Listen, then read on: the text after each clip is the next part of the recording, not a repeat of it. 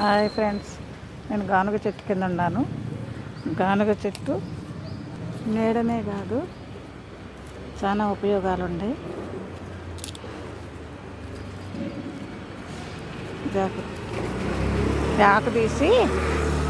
ఆకు తీసుకుని చెరుకు పిప్పిన వాళ్ళు నమిలితే గారబట్టిన పళ్ళు కూడా మంచి పొట్టంలో ఒకటి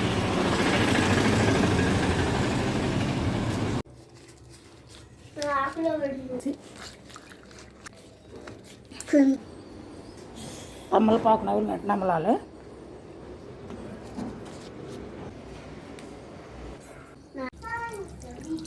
చూపించాను కదా చెట్టు తెల్ల